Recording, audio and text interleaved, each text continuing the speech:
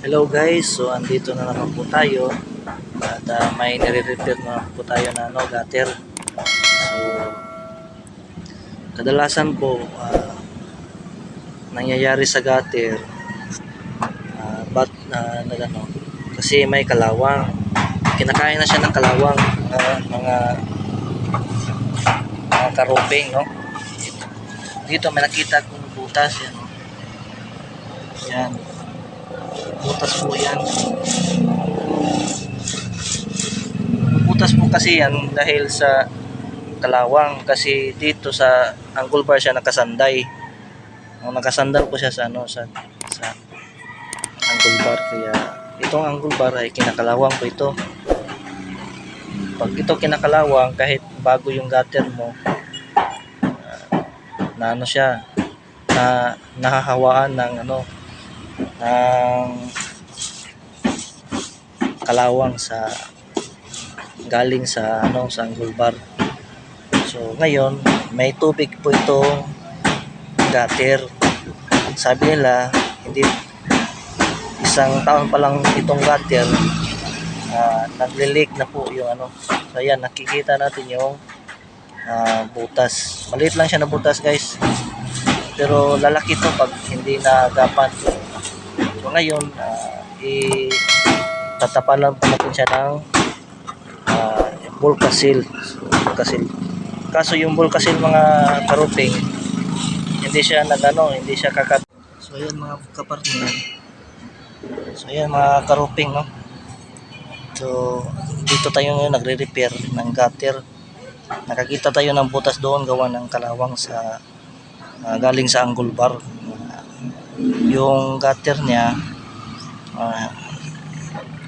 hindi pa umabot ng isang taon na butas na, kasi yung angle bar ito nakasandal lang yung flooring niya sa sa angle bar, kaya itong angle bar kumakalawang din, yung gutter nakakalawang din.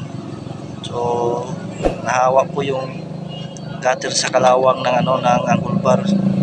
Kaya kung may gutter kayo na ganito, mas mainam po na yung mga bakal na nakapalibot sa gutter nyo ay mas maigi na pinturahan nyo po lahat, no? Yung yung makapal na pintal, meron namang pang pintura ng pintal para sa bakal. So ayun, so, ito yung ginamit natin mga karuping, Volcasil.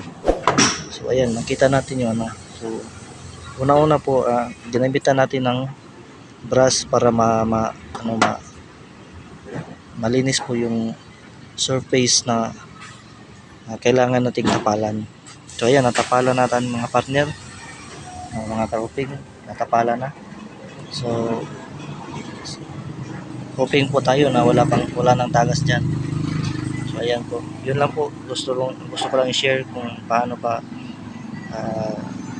ano bang mga nangyayari, yung mga dahilan kung bakit madaling mabutas yung mga gutter natin, lalo na pag inside gutter yung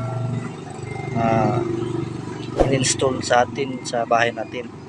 So yun talaga yung unang-una, yung kalawang talaga yung kalaban ng gutter, kasi manipis lang naman to, nasa 0.4 lang ito, 0.4 lang yung kapal, pero 3.5, pero kahit 1.5 mas makapal pa pag kalawang na kalaban mo, wala kahit anong kapal yan, mapuputas talaga yan, kasi malakas yung malakas kumain yung kalawang So yun lang po, no?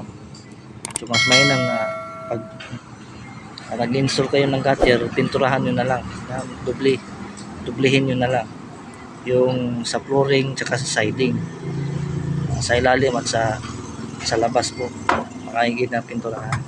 Dito pinturahan nyo, sa likod pinturahan nyo.